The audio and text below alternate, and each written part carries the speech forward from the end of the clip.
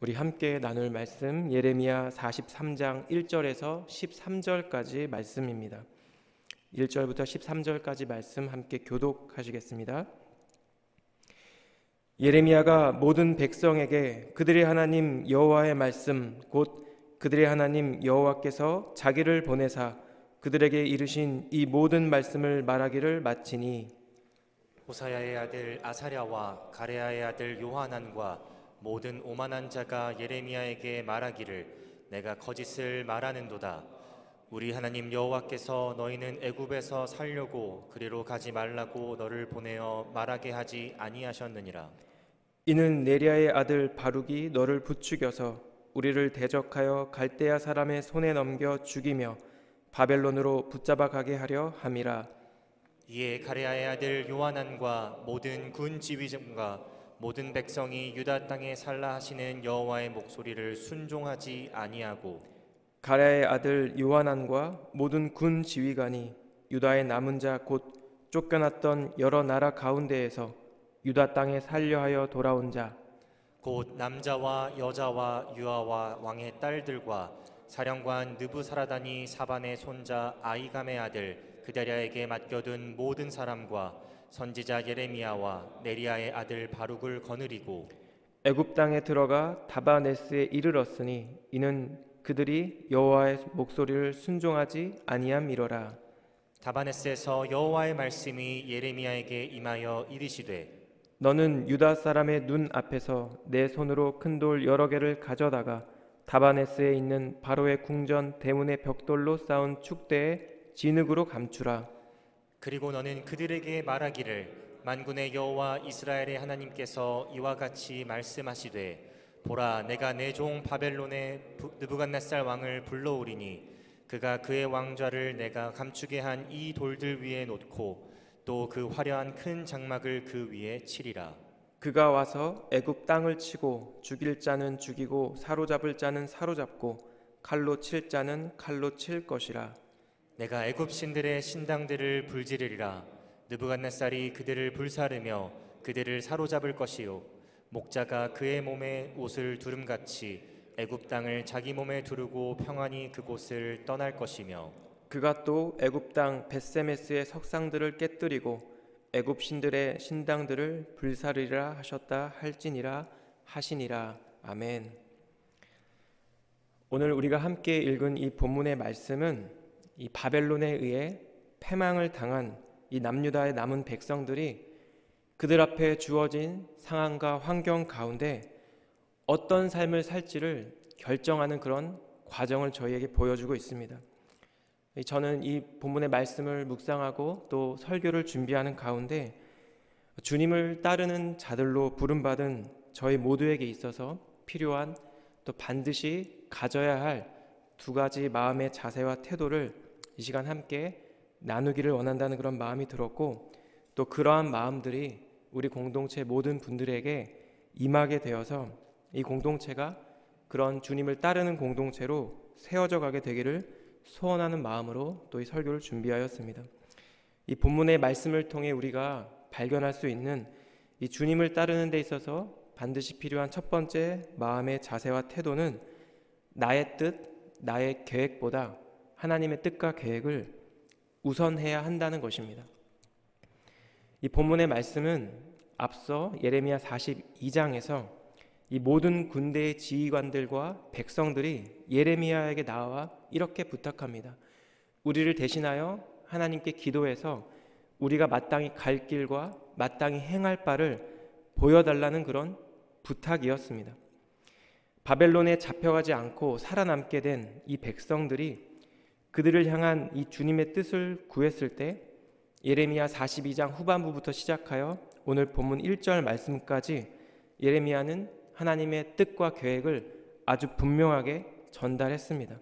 1절 말씀입니다. 예레미야가 모든 백성에게 그들의 하나님 여호와의 말씀 곧 그들의 하나님 여호와께서 자기를 보내사 그들에게 이르신 이 모든 말씀을 말하기를 마치니. 그런데 이렇게 예레미야를 통해 그토록 고대하던 이 하나님의 뜻과 계획을 전해 들은 이 백성들의 반응은 마치 전혀 다른 사람들인 것처럼, 마치 거짓말을처럼 너무나 놀라울 정도로 그 메시지를 부정하고 있습니다. 이 2절과 3절 말씀인데요. 호사야의 아들 아사랴와 가레야의 아들 요하난과 모든 오만한 자가 예레미야에게 말하기를 내가 거짓을 말하는도다. 우리 하나님 여호와께서 너희는 애굽에서 살려고 그리로 가지 말라고 너를 보내어 말하게 하지 아니하셨느니라. 이는 네랴의 아들 바룩이 너를 부추겨서 우리를 대적하여 갈대아 사람의 손에 넘겨 죽이며 바벨론으로 붙잡아가게 하려 함이라. 특히 아사랴와 오하난을 비롯한 이 자들은 예레미야가 지금 거짓말을 하고 있다고까지 주장합니다. 그들의 주장은 그들의 여호와 하나님께서 절대로 자기들을 애굽으로 가지 말라고 하실 리가 절대 없다는 것입니다. 더 나아가 그들은 당시 예레미야에게 있어서 이 서기와 같은 역할을 했던 이 바룩의 이름을 거론하며 이 바룩이 너 예레미야를 부추겨서 이렇게 얘기하고 있는 것이 아니냐, 그렇게 억지스러운 주장을 펼치고 있습니다. 그런데 우리가 어제 본문 말씀이었던 이 예레미야 42장 말씀을 보면 그들은 바로 불과 열흘 전까지 간절한 마음으로 예레미야를 통해 하나님의 뜻을 구했던 사람입니다. 제가 예레미야 42장 1절에서 3절 말씀을 읽겠습니다. 이에 모든 군대의 지휘관과 가레야의 아들 요하난과 호사야의 아들 여사냐와 백성의 낮은 자로부터 높은 자까지 다 나와 선지자 예레미야에게 이르되 당신은 우리의 탄원을 듣고 이 남아있는 모든 자를 위하여 당신의 하나님 여호와께 기도해 주소서. 당신이 보는 바와 같이 우리는 많은 사람 중에서 남은 적은 무리이니 당신의 하나님 여호와께서 우리가 마땅히 갈 길과 할 일을 보이시기를 원하나이다.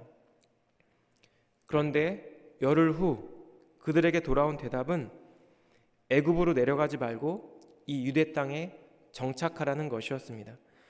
바벨론 왕을 두려워하지 말고 애굽을 의지하지 말며 너희를 구원할 여호와 하나님을 바라보라는 것입니다. 만약 그들이 하나님의 이 말씀과 계획에 순종하지 아니하면, 그래서 애굽으로 들어가게 되면 너희가 필경 망하게 될 것이다 라는 것이 하나님의 말씀이었습니다. 그들이 그토록 원했던 주님의 뜻과 계획이었지만 그들은 전혀 기뻐하거나 감사하거나 감격해하지 않았습니다. 오히려 이 하나님의 말씀을 대언하고 있는 예레미야를 매국노 취급하며 그가 거짓을 말하고 있다고 비난하고 있습니다. 여러분, 그들이 왜 이렇게 행동하고 있는 것일까요? 이유는 굉장히 간단합니다. 그들은 애초에 하나님의 뜻을 찾고 구하기 그 이전에 자신들이 갈 길, 자신들이 행할 일을 미리 정해 놓았기 때문입니다. 하나님의 뜻보다는 그들 자신의 뜻, 예전에 유다와 동맹을 결성했던 이 애굽이 그들에게 더 안전할 것이라는 이 확신을 갖고 예레미야에게 물었기 때문입니다. 그렇기 때문에 그들은 그들의 계획이 하나님의 말씀보다 더 우선했다는 것을 지금 이 말씀이 나타내고 있습니다. 저는 이 본문 말씀 가운데 나타나는 우리 유다 백성들의 이 태도를 함께 살펴보며 정말 주님을 온전히 따르기 위해 제일 먼저 필요한 것은 나의 계획이나 나의 뜻보다 하나님의 계획과 뜻을 우선해야 된다는 그런 묵상이었습니다. 마가복음 8장에 보시면 예수님께서 제자들에게 사람들이 나를 누구냐고 묻는 그런 장면이 나옵니다. 침례 요한이라고 하는 사람들이 있고 엘리야라는 사람들이 있고 더러는 선지자 중에 하나입니다. 제자들이 이렇게 대답을 하죠. 그러자 이번에는 예수님께서 당신의 제자들에게 이렇게 묻습니다. 그렇다면 너희는 나를 누구라고 하느냐? 사도들 중에 베드로가 선뜻 이렇게 대답합니다. 주는 그리스도 신이이다. 이 병행 구절인 마태복음 16장 16절에는 더 구체적으로 이렇게 표현되어 있습니다. 주는 그리스도시요 살아계신 하나님의 아들이시니이다. 그러자 예수님께서는 때가 되었다는 듯이 이제 곧 자기가 당할 일을 제자들에게 이야기합니다. 예수님께서 많은 고난을 받으시고 장로들과 대제사장들과 서기관들에게 버림을 받아 십자가에서 죽임을 당하시고 그러나 사흘 만에 내가 살아날 것이다, 이렇게 그들에게 자신의 순환을 예고하게 되죠. 그런데 마가복음 8장 32절에 보시면 이러한 예수님의 첫 번째 순환 예고에 대한 이 베드로의 반응이 소개됩니다. 드러내놓고 이 말씀을 하시니 베드로가 예수를 붙들고 항변하매, 이 항변하다라는 이 단어의 헬라어 원어를 보시면 책망하다, 꾸짖다라는 그런 뜻을 갖고 있습니다. 이렇게 베드로가 방금 자신이 주님은 그리스도이십니다, 살아계신 하나님의 아들이십니다, 이렇게 고백했던 자신의 이 선생에게 이렇게 거칠게 책망하고 꾸짖듯이 항의하는 그 이유는 예수님께서 방금 말씀하신 이 메시아의 길이 자신이 생각했던 그 메시아의 길과 달랐기 때문입니다. 당시 이 제자들은 정치적인 메시아관을 지니고 있었을 것입니다. 그들이 믿고 있던 이 메시아가 고난을 받고 죽임을 당한다면 이 주님을 통해 얻을 것으로 예상됐던 이 많은 영광들을 얻지 못하게 되기 때문이죠. 3년 가까이를 예수님과 함께 동고동락했던 이 제자들조차 예수님의 뜻이 자신의 뜻과 다르자 이 주님을 책망하듯 대들었던 장면을 통해 우리는 우리 내면의 자아가 얼마나 강한 사람들인지를 다시 한번 깨달을 수 있습니다. 따라서 이 주님을 따르는 참된 그리스도인의 삶을 살기 위해 우리가 경계해야 하는 것은 나의 뜻, 나의 계획보다 하나님의 뜻과 하나님의 선한 계획을 더 신뢰하고 우선하는 마음의 태도입니다. 이 십자가 고난의 길을 바로 앞에 두고 땀이 피가 되도록 하나님께 기도드렸던 예수님께서는 결국 이렇게 마지막에 기도하셨습니다. 내 아버지여, 만일 할만하시거든 이 잔을 내게서 지나가게 하옵소서. 그러나 나의 원대로 마옵시고 아버지의 원대로 하옵소서. 십자가 고난과 죽음을 목전에 두고 자신의 뜻과 계획이 아닌 주님의 뜻과 계획을 끝까지 구했던 하나님께 기도드렸던 이 예수님께서는 결국 모든 인류를 위한 구속사의 사명을 온전히 완수하실 수 있었습니다. 여러분, 오늘을 살아가는 저희 모두에게도 순간순간마다 주님의 뜻과 나의 뜻, 그리고 주님의 계획과 나의 계획 사이에서 고민하고 때로는 번민하는 그런 순간들이 있을 것입니다. 하나님의 뜻보다 자신들의 뜻을 우선하며 하나님의 말씀을 거부했던 이 이스라엘 백성들은 결국 멸망의 길로 나아갔다는 것을 저희는 본문 말씀을 통해 깨달을 수 있습니다. 이러한 남유다 백성들의, 남아있는 이 백성들의 어리석은 그 모습을 반면교사로 삼아 지금 나의 삶 가운데, 그리고 이 공동체 가운데 선하신 우리 주님의 뜻을 더욱더 신뢰하며 주님을 따르는 저희 각 개인이, 그리고 우리 사랑하는 한우리 공동체가 되기를 우리 주님 이름으로 축복합니다. 주님을 따르는 이 삶에 있어서 본문이 전달하는 두 번째 교훈은 저희 모두는 우리 삶의 어떠한 상황과 환경에 상관없이 하나님을 따르는, 하나님의 뜻을 행하는 사명자로 부름받았다는 것입니다. 더불어 주님의 뜻은 어떠한 상황과 환경에 상관없이 반드시 이루어진다는 사실을 오늘 본문이 우리에게 전달하고 있습니다. 남유다의 지휘관과 모든 백성들은 유다 땅에 머물지 않고 애굽으로 가게 되면 칼과 기근과 전염병으로 죽게 될 것이라는 이 하나님의 경고의 말씀을 듣지 않기로 작정합니다. 본문 6절과 7절 말씀인데요. 곧 남자와 여자와 유다와 왕의 딸들과 사령관 느부사라단이 사반의 손자 아히감의 아들 그다랴에게 맡겨둔 모든 사람과 선지자 예레미야와 네리야의 아들 바룩을 거느리고 애굽 땅에 들어가 다바네스에 이르렀으니 그들이 여호와의 목소리를 순종하지 아니함이러라. 이 주님의 뜻을 간절히 구하는 이 백성들의 요청대로 그렇게 하나님의 말씀을 예레미야가 전달했지만, 그럼에도 불구하고 이 하나님의 뜻을 무시하고 자신들의 뜻과 계획대로 움직이는 이 유다 백성들을 보며 예레미야는 정말 낙심했을 것입니다. 그런데 오늘 이 본문 말씀처럼 한편으로 이렇게 예레미야와 바룩이 자신의 의지와는 상관없이 이 피난민 무리에 섞여 애굽으로 끌려가고 있는 이 상황은 이 예레미야의 예언 활동이 하나님의 말씀을 거부하고 거역하는 이 무리 가운데서도 계속될 것이라는 사실을 저희에게 암시하고 있습니다. 그리고 마침내 이 예레미야 일행이 당시 유대인 피난민 공동체가 있는 것으로 추정되고 있는 이 다바네스에 이르렀을 때에 하나님의 말씀이 다시 예레미야에게 임하게 됩니다.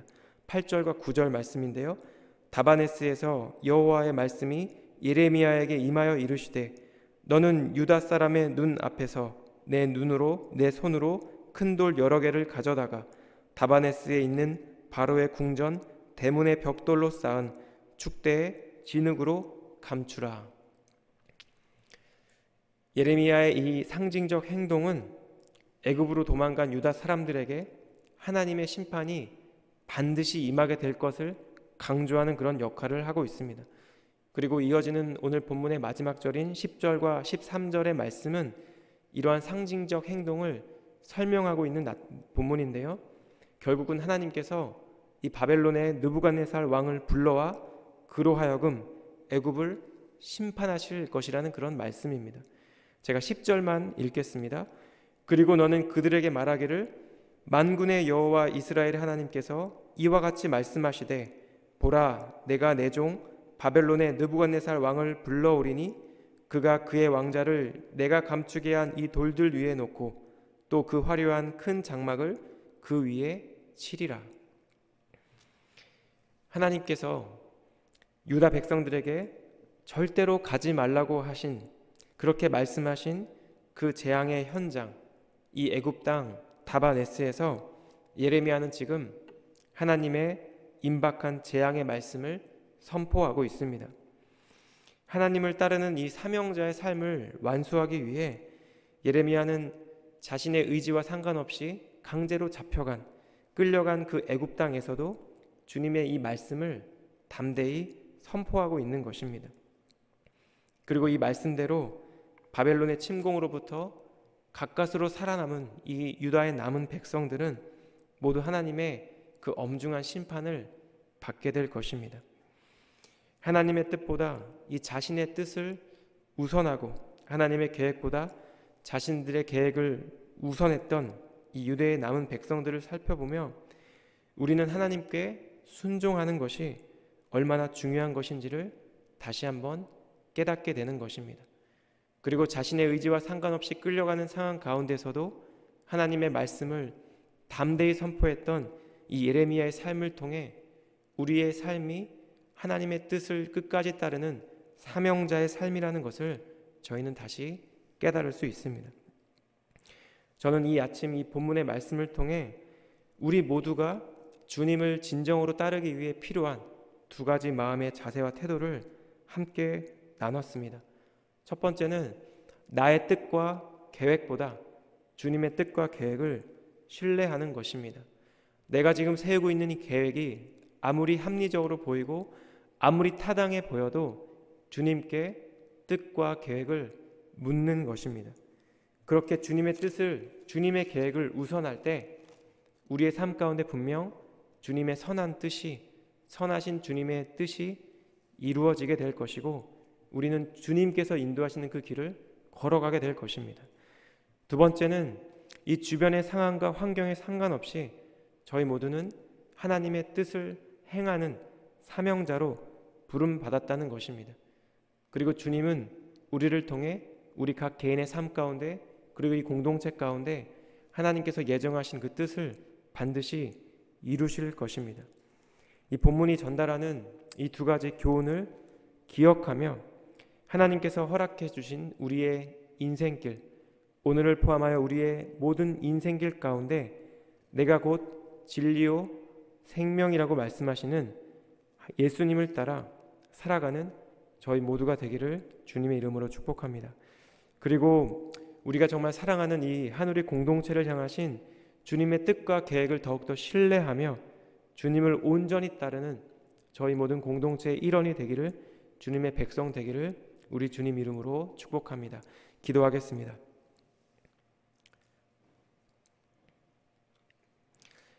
사랑하는 주님, 오늘 함께 살펴본 이 말씀 가운데 하나님의 뜻보다 자신들의 뜻과 계획을 더 우선했던 남유다 백성들의 모습을 통해 주님 우리의 삶을 돌아보게 하시니 감사합니다. 하나님, 때때로 주님 뜻보다 나의 뜻을 우선하고 주님의 계획보다 나의 계획을 더 타당하게 여겼던, 더 신뢰했던 나의 교만한 마음들을 발견하게 하시니 또한 감사합니다. 하나님, 우리 안에 하나님의 뜻과 계획이 때로는 쉽게 이해되지 않고 또 때로는 수긍이 가지 않을 때에도 선하신 주님을 바라보며 우리를 향하신 그 주님의 뜻을 신뢰하며 순종할 수 있는 귀한 믿음을 저희 모두에게 허락해 주시기를 원합니다. 주님, 저희를 주님을 따르는 사명자로 부르신 그 부르심 앞에 우리의 삶의 일상이 주님을 따르는 삶이 되게 하여 주시길 원합니다. 우리 삶의 어떠한 상황 가운데서도 이 주님의 거룩한 부르심을 기억하며 주님의 뜻을 구하며 살아가는 주님의 은혜를 저희 모두에게 허락하여 주시옵소서. 우리의 삶 가운데, 우리 공동체 가운데 그렇게 선하게 행하실 그 주님을 기대하고 감사드리며 예수님의 이름으로 기도드렸습니다. 아멘.